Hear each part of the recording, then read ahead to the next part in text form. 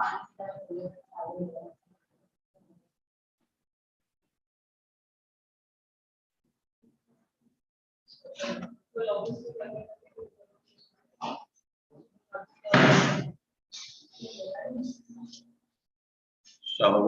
Shalawama. I am Dr. Dryasapa from Zion Law School. Welcome to Astrotheology. This is the 4th lecture on Freemasonry. This is presentation or live stream number 63.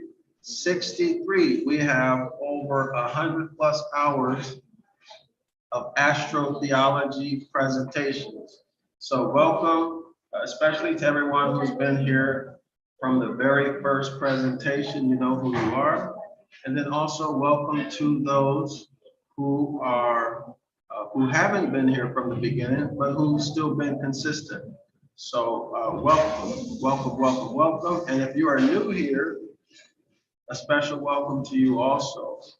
A special welcome to you also. You will need the astrotheology. You will need the astrotheology PDF that we're using for this course, or for this presentation rather. So you can get the presentation, you can get the book, The Devil's Pulpit by Reverend Robert Taylor in the description area of this video. All right, so you can get it there.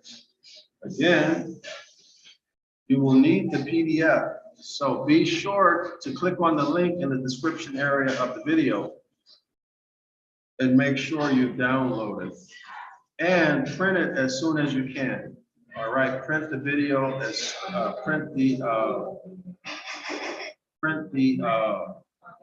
PDF as soon as you can. All right, print it as soon as you can because you will need it. It makes it a whole lot easier for you to follow along as we look at images, as we visualize certain structures or do other research. You absolutely need to have the PDF, okay, so that you can follow along. All right. What else? What else? Give me a second, y'all. I have to do the housekeeping. Also, thank you to those who have been continuously holding it down in the comments. I appreciate that. And I will set you guys up as moderators as soon as I get a call. So, you know, give me that call. You know who you are. Roderick, when you get a break, give me a call. And in the meantime, I'll try to figure out how to do it too, but I haven't been able to figure out how to do it yet. But yeah, we can get that set up as soon as possible. You're right. You need to have moderators. Let me see. I'm just about done, y'all, with the settings. Give me 1 second. All right, here we go.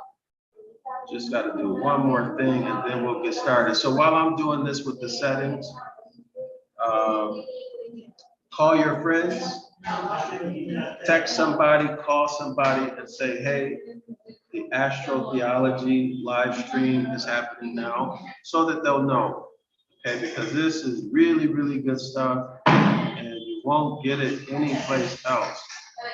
Not like we're doing it right now. The Devil's Pulpit is the absolute foremost authority on astrotheology, all right? It's the foremost authority on astrotheology, and you're getting it for free. That's another nice thing about it. You're getting it for free. So you don't have to pay anything for this knowledge, right? And let me see, what else can we do? Yeah, you don't have to pay anything for it. And it's, you know, I think I'm doing a pretty good job with the presentation. I think I'm doing a pretty good job presenting it. So one of the things you're gonna find is that this book, The Devil's Pulpit, is a very difficult read. It's a very difficult read. So one of the reasons or the benefits that you'll get by coming here and learning about this is one, that you won't find it anyplace else on the internet, right? You will not find it. But don't believe me. Don't believe me. Go check it. Search YouTube for astrotheology, and you'll see for yourself. All right. Search The Devil's Pulpit by Reverend Robert Taylor on YouTube. And you'll see that you're not going to find anything. You might find a 15, 20, 30-minute video, but that's it. And the reason for that is because this is a difficult read and it's a lot of reading. It's not really a big book. It's 341 pages, something like that. Yeah, 341 pages, not a big book. But the writing style is so complex because this book is so old. All right. You can find out more about the book when you read in the description area. So let me see what else. I think I got everything. All right. Yeah, so we're good to go, y'all. We are good to go with our settings. All right. So call somebody. Let them know that we are here. All right. So let me do a screen share. Again, call somebody. Let them know that we are here, that we're about to start. All right. And I just need to check the live stream. So give me 1 second, scholars. Let me check to make sure our live stream is okay.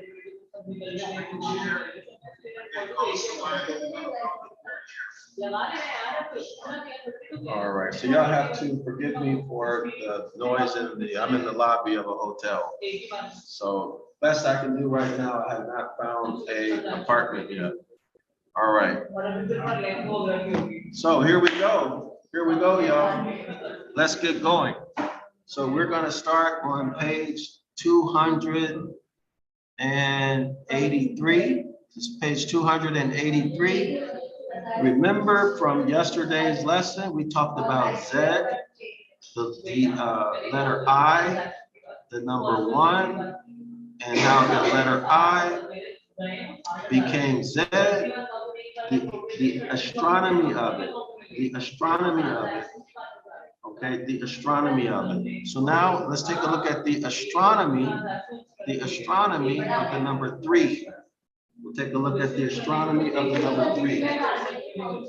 So here we go, page 283. We'll begin with the highlight section. Let me scroll up.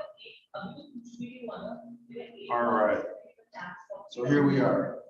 Here is the 3 capital G-O-D, the S-U-N Sun in Gemini, the twins of May, the shining brothers. So we should know who we're talking about right now, right?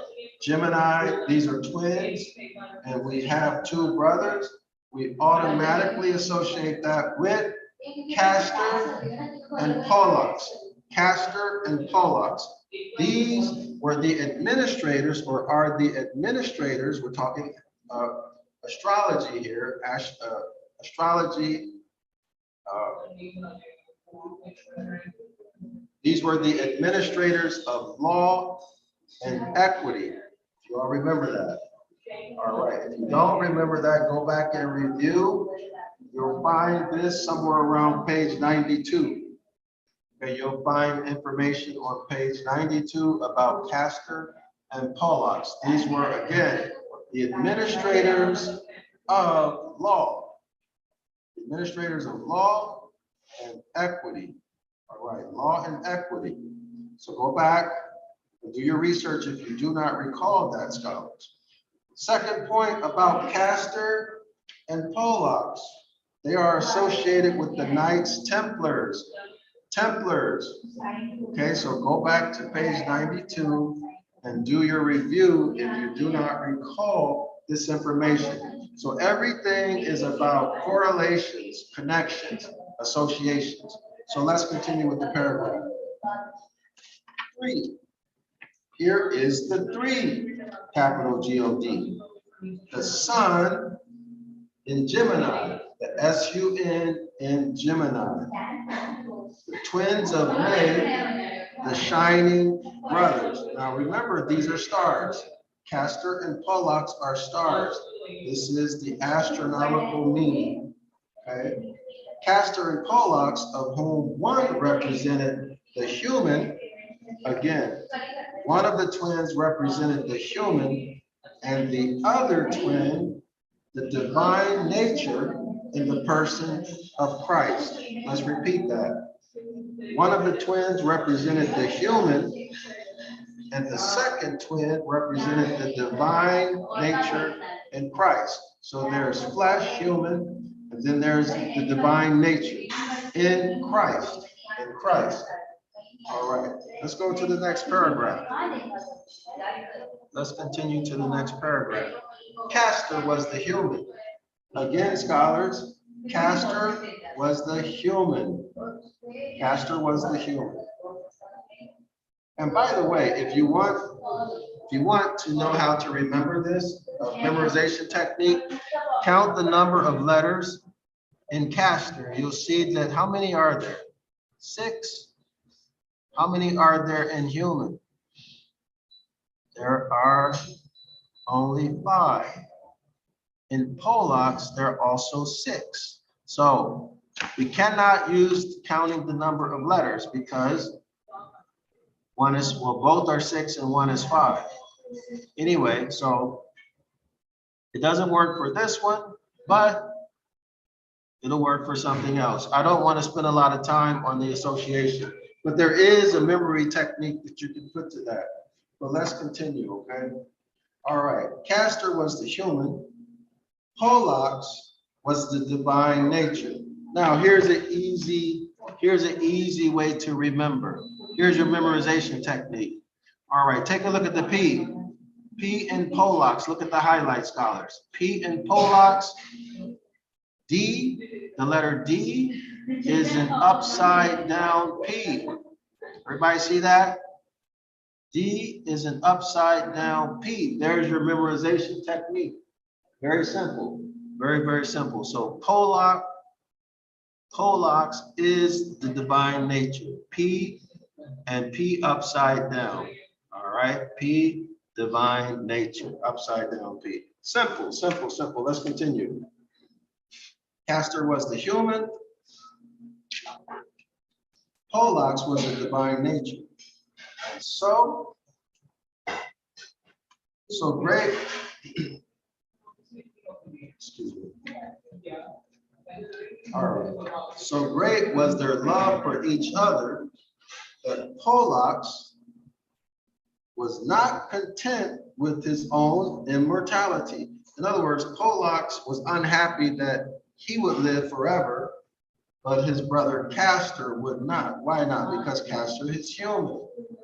All right. Without obtaining permission from Jupiter, everyone should remember who Jupiter is, right? Jupiter is all of the divine names, all of the supreme being divine names. Is Jupiter is the sun. All right. Without obtaining permission from Jupiter to share it with his mortal brother. And the boon was granted upon the condition that Castor should fetch his brother Pollux out of hell. Now, scholars, remember, we are not talking religion. We're talking astronomy. Therefore, hell is not the fiery place that they teach in Christianity. This is not the hell we're talking about. We're talking about astronomical hell. Astronomical hell. Scholars, you should recall who that is. Roger's Point of View writes, greetings. Okay, thanks, Roger's Point of View. Appreciate that. Y'all like and share the video. Subscribe if you have not already subscribed. You're not going to get this information anyplace else. Really, share it with your friends and family. All right, let's continue. Let's continue.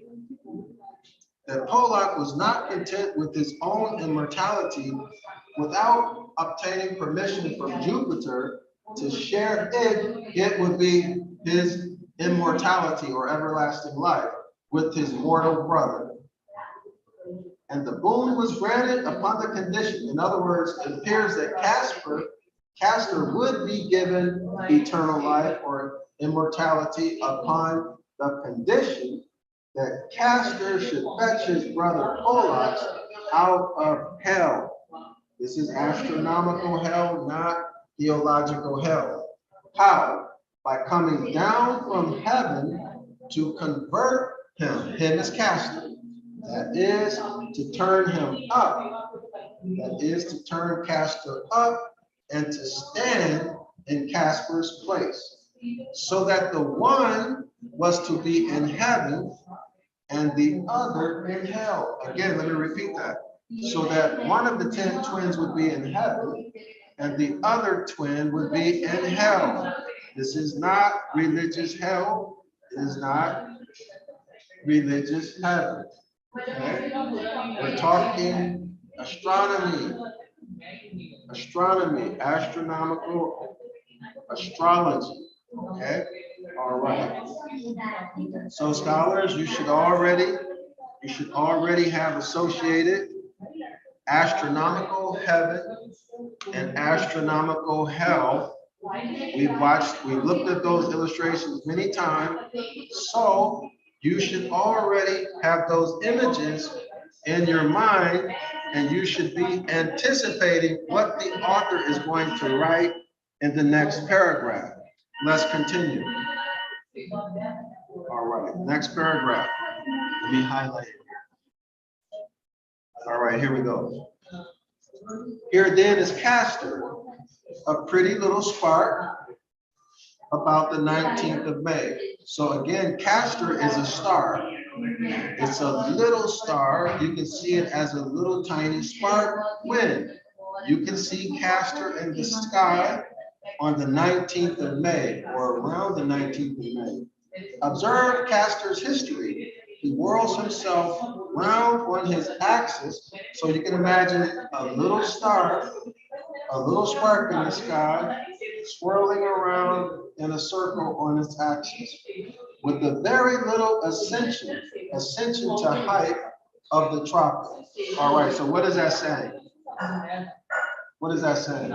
If he's talking about the tropic of, well, he is talking about the Tropic of Cancer. All right, so we see that we're in May 19th. So the tropic he's talking about is the Tropic of Cancer. So this little star with this little spark height is not quite at the Tropic of Cancer. Now we know that the SU in sun from spring or the autumn equinox unto midsummer achieves its highest point in the sky, which is the zenith. All right, so this little star is approaching the zenith, but not quite there. That's the Tropic of Cancer.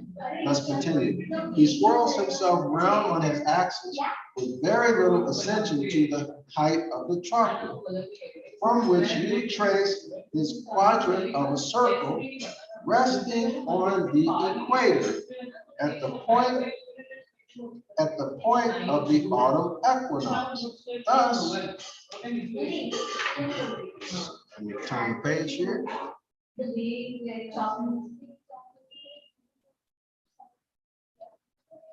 All right, so we're here, let me highlight. Okay, we're at the highlight. So thus, okay, that was 283, 284, all right. Thus, now then, for a leap into the dark. So now remember, we're talking astronomy. So whenever we hear dark or darkness or blackness, we are thinking winter time. We're thinking autumn equinox, September, October, November, December, January, right? Also February. All right, so now then for a leap into the dark. Now, Castor, go and fetch your brother Pollux. You are not the first saint that went out of the world by means of a line. All right, so now remember we started on May 19th. We were near the Tropic of Cancer.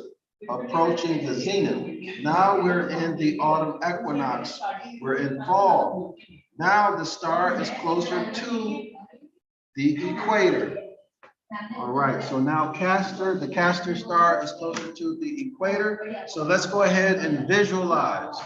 Let's visualize. All right, we need to see. Let's take a look. Give me 1 second, y'all. Let me pull this up. Let's do a Google search. Let's try Castor near the equator. Castor near the equator. See what we get. So like and share the video, scholars. If you haven't subscribed already, please consider subscribing. This content is really, really amazing. Really, really amazing content. All right. This is astrotheology. All right, so let's see what we have here. Okay, so now here's our visualization, scholars. We have our visualization. All right, so May 20th. Oops, no, West May.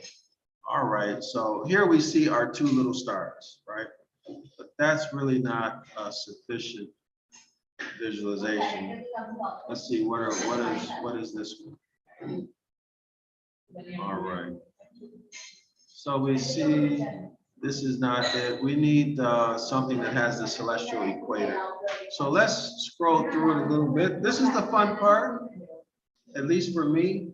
I don't know what y'all think, but this is okay. So here's Gemini. There's the twins, right? Here's Gemini.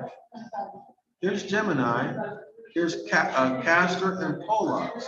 So here's the Gemini constellation, and we see Castor and Pollux. Here we see the Tropic of Cancer, y'all. So I think that's the no. I'm sorry. This is a constellation. Hold on. So let's go back and see what else we can see. Let's see if we can find something with the celestial equator. Roderick, thanks for holding it down in the comment section. Appreciate that. Appreciate it very much. All right, so I don't see anything in this image. Let's continue forward. I might have to change the search term. I know. So I'm gonna search Castor and Pollux in the autumn equinox. That's what I should have done. So let's see.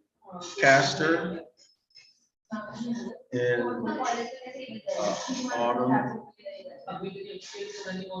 equinox. Let's see if we can visualize. Always helpful to see. Makes it easier to understand and remember. All right, so they don't have it. And a lot of times, scholars, if you're new here, one of the things you'll find is that a lot of this information is not available. You would think that it would be widely available, right? But I think this is not a science that too many people want other people to know about. All right. So again, we saw that one. This is the constellation Gemini again. This is Castor and Pollux. So we need it in the autumn equinox. So let's do celestial map, and then autumn equinox. Autumn equinox. Let's do Castor. Castor autumn equinox. See what we come up with. No. Let's take a look at this. No. All right.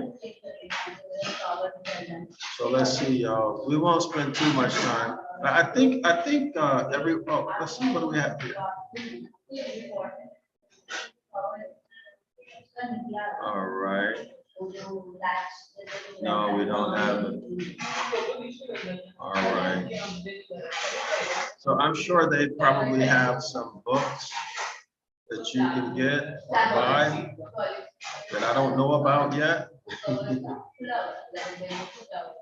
But it's just, anyway, well, let me at least show you the autumn equinox. All right, so I can describe it from here. All right, so this image, this illustration is called the celestial globe. All right, this is a celestial globe. All right, so let's go ahead and read, let's read this. The celestial equator is a projection of the Earth's equator out onto the celestial sphere, and it splits the celestial sphere into a northern half and a southern half.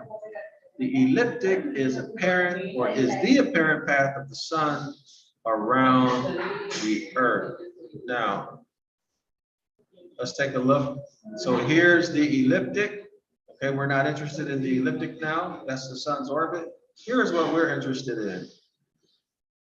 This blue line, this is the celestial equator. So in autumn,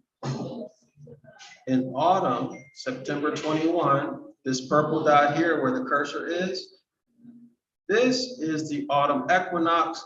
So Castor, the star Castor would be somewhere in here, somewhere where you see the cursor, all right? Somewhere in here. All right, let's go back to the PDF. Go back to the PDF now. All right, let's continue. Uh-oh. Let's continue with the presentation. We'll continue with the highlight. All right, it reads, now then for a leap into the dark, okay, that leap into the dark is taking us into to fall and winter. Now, Castor, go and fetch your brother Pola. You are not the first saint that went out of the world by means of a line. So what is that talking about? Again, it is the celestial equator. The sun is, so here's a summer solstice, right? Here's a summer solstice. Here's the autumn.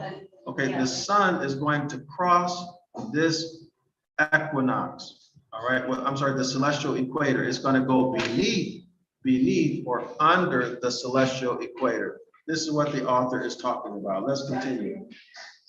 Down to hell and say, I sent thee thither. So scholars, you should recall that hell is the astronomical hell.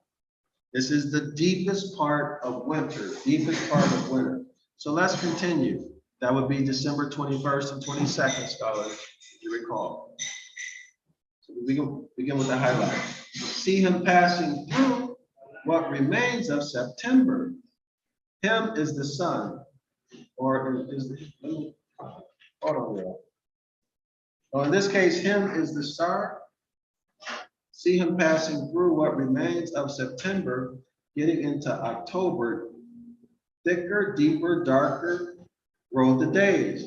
In other words, the number of daylight hours are continuously decreasing.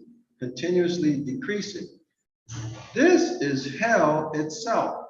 So as the number of daylight hours decrease and the number of nighttime or dark hours increase, that is hell astronomically. But this is not the worst on it. He must not only go to hell, but he must go to hell and Tommy. Hell and Tommy. Now, this is not the gospel or religious Tommy. This is astronomical Tommy. Okay? So now, when it says he, we're talking about the S-U-N sun. We're no longer talking about Casper. Okay? Let's continue. He must not only go to hell, but he must go to hell and Tommy, who is at the bottom of the bottomless pit. So what is the bottomless pit? Let's go ahead and visualize the bottomless pit. All right. So we need to go to the winter solstice. So if you take a look at this red line here, the winter solstice, this occurs on December 21st and December 22nd. This is the lowest point that the sun will reach throughout every year in the celestial sky. All right. This red dot here is the lowest point that the sun reaches in the celestial sky. Therefore, it is held. It is held. As you move beyond this lowest point, this becomes the bottomless pit, because there is no end to space, according to astrotheology. There is no bottom, no top to space. So beyond the lowest point in the sun's orbit, this is the bottomless pit. The number of daylight hours are at its fewest during the whole year on December 21st and 22nd. So this is called the darkness. This is evil. This is blackness. This is the bottomless pit. In fact, this is also Satan the devil. This is also Satan the devil. All right, so there you are. That's your correlation. Let's go back to the PDF. Let's continue with the presentation from the PDF. It reads, see him passing through what remains of September, getting into October, thicker, deeper, darker, grow the days. This is hell itself, but this is not the worst of it. He is the S-U-N son. He must not only go to hell, but he must go to hell and Tommy, who is at the bottom of the bottomless pit. Now, we already showed that. St. Thomas Day serves, which is the 21st of December, the lowest point to which the sun can possibly descend, the Tropic of Capricorn. Okay, so scholars correlate this with our astrotheology presentation, number 62 that we did yesterday. So let's just refresh our memories. So we'll look at the tropics. All right, we'll look at the tropics. So we can have, so if you're not familiar with this, go back and watch our presentation number 62. We did it yesterday. All right, so this top line is the Tropic of Cancer. This correlates with the sun being at its zenith. This will occur from May to midsummer. This is the equator. This correlates with the celestial equator. Here where the cursor is, this is the Tropic of Capricorn. This is the lowest point in the celestial sky that we looked at. Let's see it again. All right, so this is the Tropic of Capricorn right here, the lowest point that the sun will reach in the heavens. Okay, this point, this red dot correlates again with the Tropic of Capricorn. This is 23.5 degrees. The equator is 0 degrees. So let me repeat that. Tropic of Capricorn, this is negative 23.5 degrees. And Tropic of Cancer is positive 23.5 degrees. So easy to remember, positive 23.5 degrees correlates with the sun being at its zenith, which is Christ. And the Tropic of Capricorn is negative 23.5. All right, let's go back to the PDF and we can continue. If you have any questions or comments, be sure to put them in the comment section, all right? So I can read them off. All right, so let's see what we have. Uncle Gary writes, Islam, Shalom to the family. Islam, Uncle Gary, good to see you. Shalom and Islam. All right, let's continue. Let us continue. All right. St. Thomas Day serves, which is the 21st of December. I should have visualized that. Make it easy for you to remember. All right. So here, let's go back to our celestial. So here we are, this red dot, this is December 21st. This is St. Thomas Day, all right? Lowest point. Now, the question for the scholars is why, or what's the theological or the gospel correlation? What is the gospel correlation to St. Thomas Day? What is the gospel correlation? See if y'all remember. All right, so let's get back to our PDF. Let's get back to the PDF. Okay, so here we are. Well then, I have brought my little Castor the star, to the lowest pit of hell in search of his brother Pole. And behold, Pole is not here. Methinks I hear the distress of the heavenly brother crying out, Pole, where are you, Pole? Oh, my poor Pole. So Pole is not in hell, right? But patience, my pretty boy, turn round the bottom hell, clear to the Tropic of Capricorn, ascend as the days grow lighter, as far as to January 25th. And at that point exactly, you will find your brother Pole, exactly answering to this map of the whole adventure, which is the figure 3, which is the number 3. Let me highlight that for y'all. So they're saying, so I was wrong. They were talking about Castor and not the sun. But we also know the sun follows that same path, right?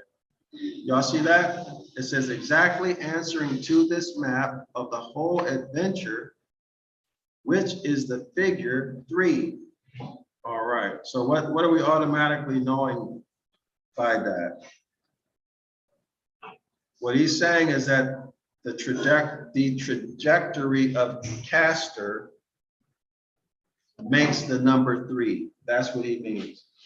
And for this reason, and none other, it is that on that day, the 25th of January, the church, that's the Christian church, right, has fixed the festival of the conversion of St. Paul, just 1 month from Christmas Day. All right, I don't want to go into the festival of Paul. Let's go to the next paragraph. So again, keep in mind, the way the number 3 was created, the 3 strokes, is because of the trajectory or the path of Castor in the sky from May all the way through January 25th. And Castor recognizes his brother Pollux in hell by his black eye, which he got in boxing, from whence his name Pollux, which signifies a pugilist, and his type, the black eye, which terminates the figure. All right, that would be the figure number 3.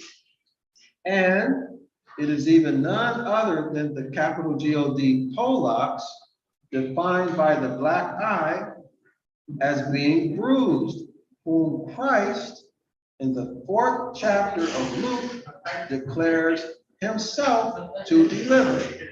So according to the author, in Luke chapter 4, Christ is saying he delivered Pollux, who was bruised. Quote, he had sent me to preach, quote, he has sent me to preach deliverance to captives and to set at liberty them that are bruised. So remember, Pollux had a black eye.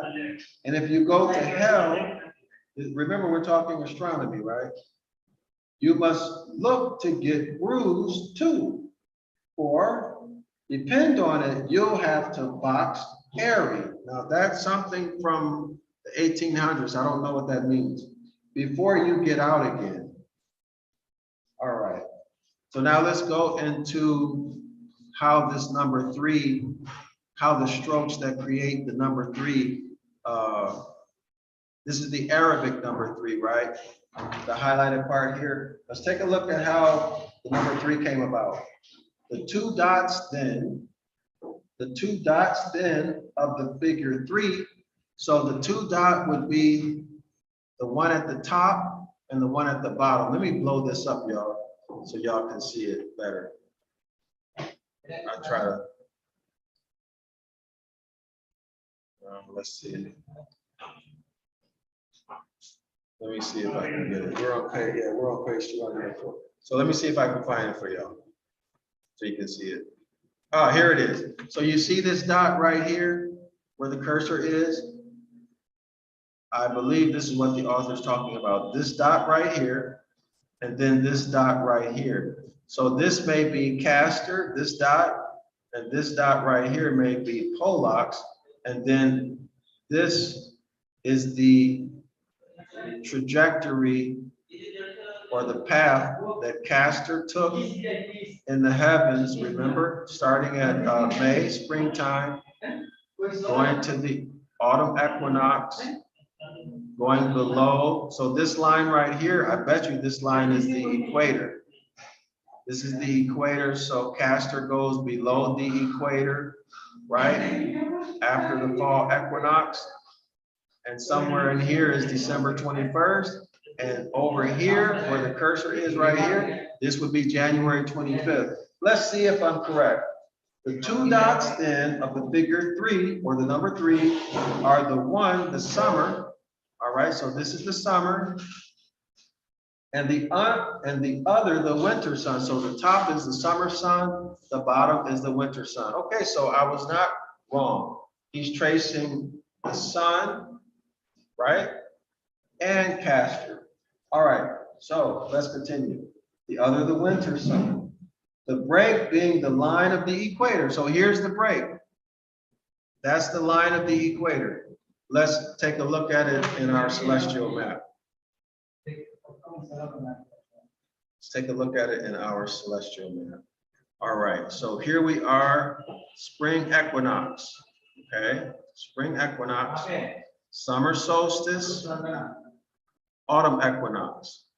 Sun goes below, even though we're going up, the sun goes below the celestial equator, right? December 21st, this is St. Thomas Day. Correlated to the Gospels, it would be Doubting Thomas, right? Be Doubting Thomas. And we'll move, and as the days go by, December 25th, right? The number of daylight hours begin to increase. December 26th, 27th. So every day, the number of daylight hours are increasing. So we are at the point of January 25th. All right, and according to the author, the star Castor, beginning from summer solstice going to January 25th, its path in the sky is a number 3. Is a number 3. All right, let's go back to the PDF. All right, y'all got that? So again, this top dot, this is the sun in the spring equinox. In the summer, rather, the path is the sun in the summer. Okay, Castor, path through the sky to the autumn equinox. Here is the celestial equator. The celestial equator, and then Castor and the sun also go below the celestial equator. And here we are somewhere in this area again. December 21st, Doubting Thomas, St. Thomas. Now the number of hours of sunlight or daylight are increasing. So this is the sun in the winter months, this dot here. So these are the 2 dots. All right. All right, so we did it. We did it. Congratulations. Congratulations. We did it. Okay, so now let's continue reading. The break between the line of the equator cutting the figure at about 1/3 above and 2/3 below. All right. I want to show y'all something. This is just a side point. This is not in our book, but I found this and I think it's worth taking a look at. I'm not going to spend time on it. All right. So here's the number 3. All right, number 3. Okay, here's the number 1. So there's a relationship happening here. The number 1 has 1 angle. So this is in addition, this is supplemental to this book. The number 1 has 1 angle. All right. This is the Greek. Is it the Greek? No, hold on. These are Arabic numbers. All right. So you'll notice 2 has 2 angles. Y'all see? 2 angles. The number 3 has 3 angles. 3 angles. Take a look at that. 3 angles. Y'all see that? And then 4 also has 4 angles, so on and so forth. All right? Everybody see that? It's all about the angles, the angles. And when you deal in astronomy, everything is about angles. So that's supplementary. You can go back and review that on your own. Give me a second. I'm going to check the let me check the comment section. Give me one moment. All right. Okay, so anybody have any questions or comments? I see that there's not a lot of comments today. Anybody have any questions or comments? Is this confusing, y'all? Is it easy to follow? Is it interesting? Or tell me where we're at with this. Where are we with this? Are y'all learning? Interested? Is this confusing? All right. All right. So it's easier for me if you all give me feedback, because then I can know, because we're online, we're not in person. I don't see you, I can't read you, you know. Let me see. Roderick's point of view, right? No question at the moment, just driving and listening. Okay, thank you, Roderick. Anybody else have any questions or comments? Let me see. So we have number 4, 5, 6, 7, 8, and 9 to go. I don't know how long we've been going. I kind of lost track of time. Let's see if we can do 4. You know what? It's just 1 page. Let's see how far we can get. Okay? Let's see how far we can get. All right. The number 4, capital G-O-D, is the unambiguous combination of the oblique line of the ecliptic. Let's take a look at it. So in a case like this, this is where it would be good if you had a printed copy of the book. Okay, because we're going to show, so here's the oblique line or sloped line, right, of the ecliptic. This is what the author is talking about. So let's go ahead and read. The number 4, capital G-O-D, is the unambiguous combination. So we're talking about one or more combination of the oblique line of the ecliptic, that's this orange line, standing upon the horizontal line of the equator, standing on this horizontal line of the equator. All right, we're talking about number 4. With the line of the equator marked off with the thick black line which measures on the equator so much of it as the sun shines upon and fixes the point of the autumn equinox, where the sun, S-U-N, must be crucified. So he's talking about right here. All right, and I'm trying to make this out. So here, okay, so this angle, I'm trying to make this out, y'all. let me read this again. The number 4, capital G-O-D, is the unambiguous combination of the oblique line of the ecliptic standing upon the horizontal line of the equator. Okay, so that's right here. With the line of the equator marked off. So the question is, what does he mean by the line of the equator marked off? With the line of the equator marked off with the thick black line which measures on the equator. With the thick black line, which measures on the equator, so much of it as the sun shines upon and fixes the point of the autumnal equinox where the sun must be crucified. Okay, so yes, we know the sun gets crucified right here in autumn, right? Autumn is the deity whose name is spelled J-E-S-U-S. But his language is so ambiguous. Ambiguous, I don't know what he's talking about.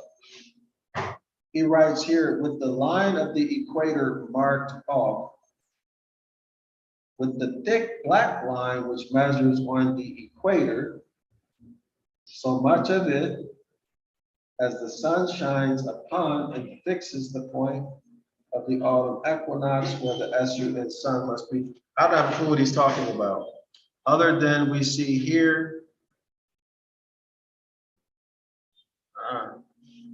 I don't know, y'all. What do y'all think? Let's take a look at the comments. I don't see it. Maybe I'll see it tomorrow, but right now I don't see it.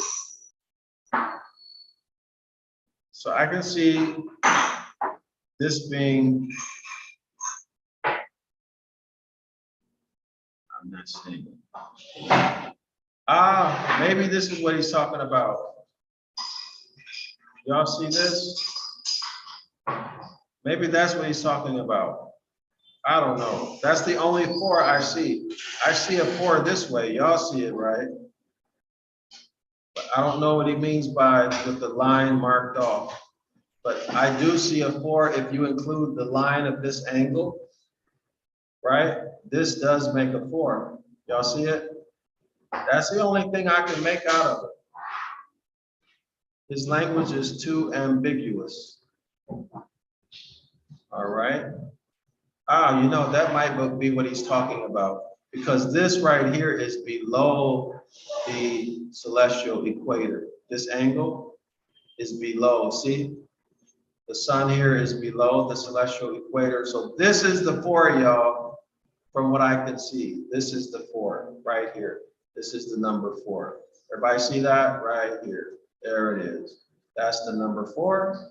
All right. So we figured it out. All right. Let's see. Let's go to number 5. The number 5, capital G-O-D.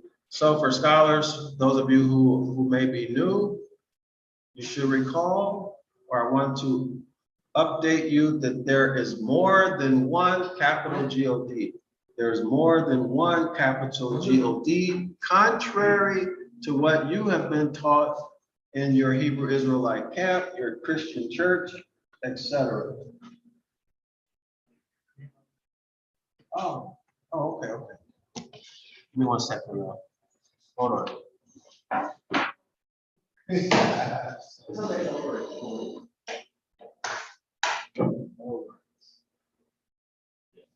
Sorry about that. It's all right. All right, so contrary to what you were taught in your church, again, capital G-O-D, there are many capital G-O-Ds, all right? So make your correlations with Genesis chapter 1. Make your correlations with Genesis chapter 1 concerning who created man and the heavens and the earth, or mankind. I'll be done in 1 second. Thank you. So make your correlations to who created Who created mankind in Genesis chapter 1? There is more than one capital G-O-D, as we have been teaching at Zion Law School for years. For years. All right, let's continue. Let's continue. And actually, you know what, y'all, scholars, I'm going to have to wrap it up. I think I'm in the way of the people who work here. So let me see. Let me see if we can get one more in before they ask me to leave. Let's see. Give me 1 second. We could go to 5. Let's see. No, let me see, y'all. Let me do my housekeeping first. I think I'm gonna have to, I don't want them to, you know, they're working people. I don't want to make their life any more difficult. Let me start wrapping up. I have to be considerate of them. They work all day here. So this is the 101 Ancient Ibaryath course. This is a streaming course that we offer. This course is designed to help you reclaim your heritage. If you are a Yasharala man or woman, sometimes people say Israelite. If you are, this course is for you. This will help you return to your heritage, which is our language, which is Ancient Ibaryath. It is not Biblical Hebrew. It is not Zakan Kodesh. It is not modern Hebrew. None of that. It is Ancient Ibaryath. So this course is going to teach you everything you need to know about the pictographs, and I do mean everything, cultural context and everything. It's going to teach you everything you need to know about the grammar. And when I say everything, I'm talking about everything for a comprehensive introductory course. All right, there's 113 videos in this course, and I'm presenting and I'm teaching. And I can tell you that it is not boring. It is not a boring course. It doesn't require you to put in energy and effort, of course, because you'll only get out of it what you put into it. It's like everything else. But anyway, let's take a look at this. If you look at the cursor, this is the Ibaryath, right? This is the Ibaryath. So this first word is Ashaha. Ashaha. In English, it means white.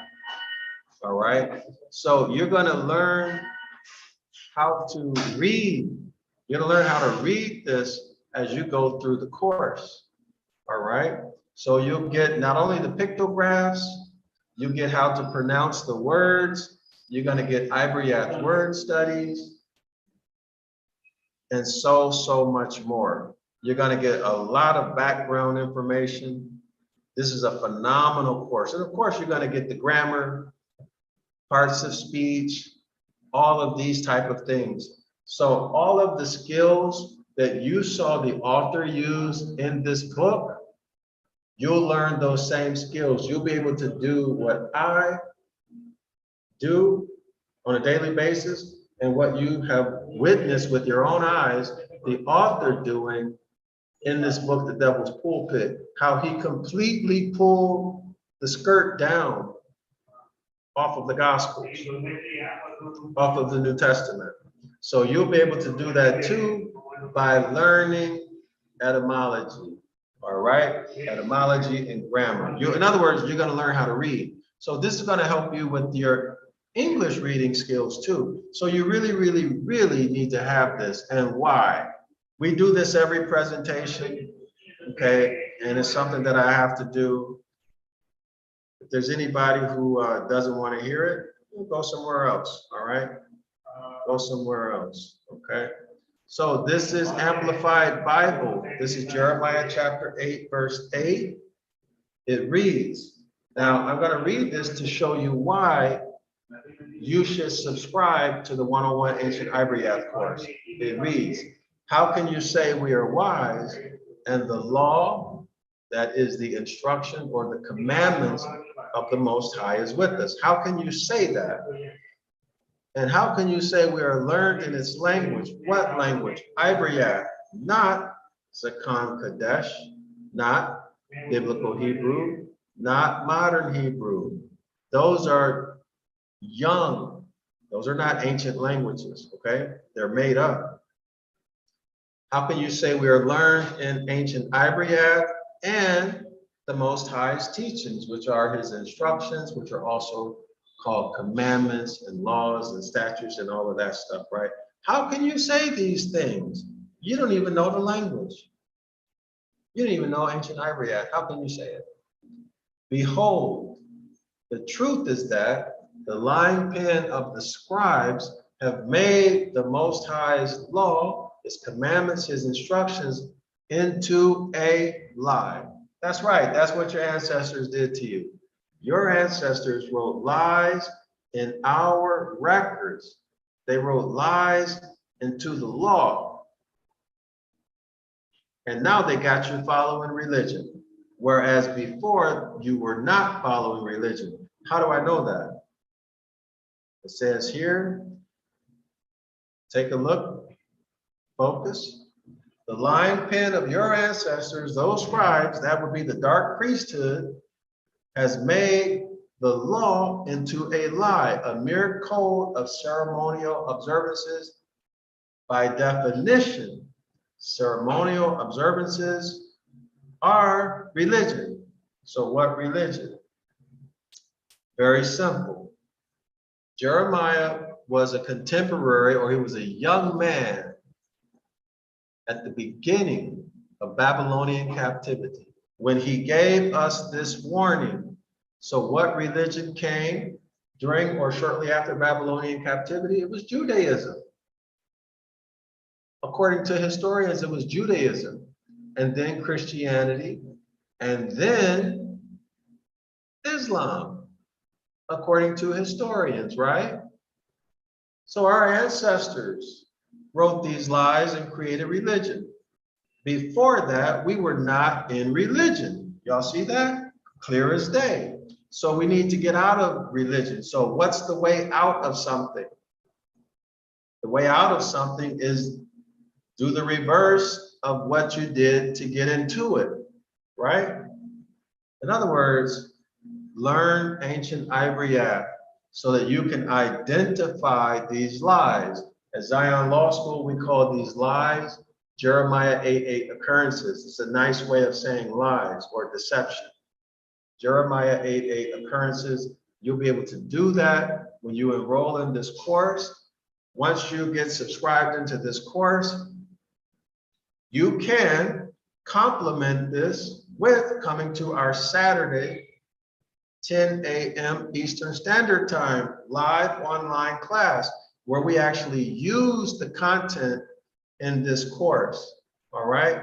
We use the content in this course and you can see the powerful things that you can do with it, all right? Now, the 911 Ibaryath Rescue book, this book, the international edition, you can get on Amazon.com. This is the only one of our books that I recommend that you buy on Amazon. All of our other books, buy on our website, okay? Buy them on our website. And the reason for that is that Amazon they just take too much money. All right, so let's take a look at some of the comments. Roderick's point of view writes, no, Uncle Gary writes, angels then became angels. Yes, indeed. Roderick's point of view writes, his writing style is complicated and it is not direct, so it is hard to pull out what he is really saying. 100%, 100%.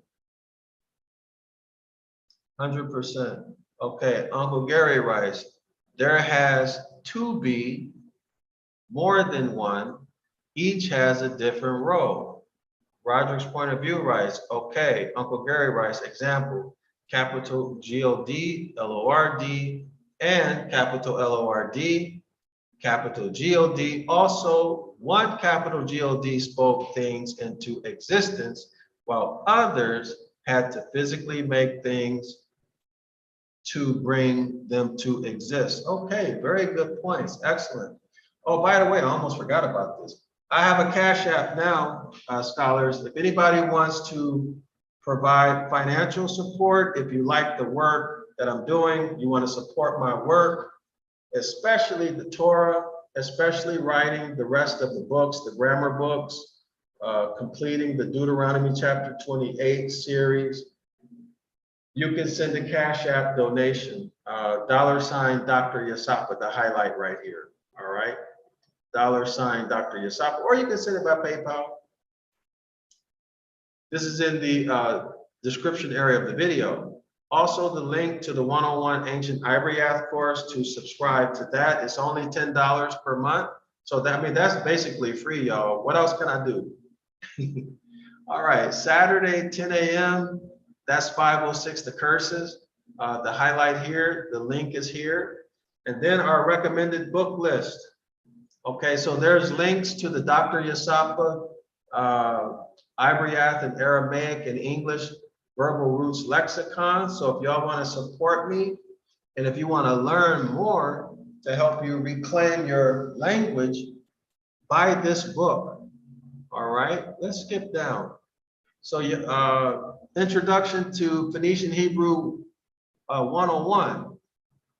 Oh, no, that's not the one. Oh, yeah, here it is. Number 6, Phoenician Hebrew 101. This is the 10 Commandments. If you want to know what the 10 Commandments really says, buy this book, Phoenician Hebrew 101, the 10 Commandments. All right. So these are 7 books that I have written. The links are here for y'all. If you want to support me and if you want to learn, buy the books. This is the download for the Devil's Pulpit. So click on this link right here, scholars. Click on this link. All right, so let me see what we got going on. All right, so I think that's it for me, y'all. I need to let the people here sleep. They work hard here. Let me see. All right, so there we are. So all of that is in the description area, okay? So I'm Dr. Yasapa. Hope y'all don't mind me cutting it short early, but they kind of gave me a message. Anyway, I'll be back tomorrow around the same time. And if you have any ideas, thoughts, or suggestions, put it in the comment section, and we can, anything to make the presentation better, just let me know. I'm Dr. Yasapa. Thank you for spending this time with me. Everybody is welcome to come on Saturday. It's free. It's a live online class. The link is in the description area of this video. 506 the Curses course. So I hope to see y'all Saturday. Put your questions and comments in the comment section, and I'll try to get around to answering them, or ask me tomorrow when I go live. Tomorrow will be the 64th. Tomorrow will be the 64th live stream presentation of the Devil's Pulpit. All right, y'all. See y'all tomorrow. Shalom and Islam to all the Moors. I'm done. I'm done.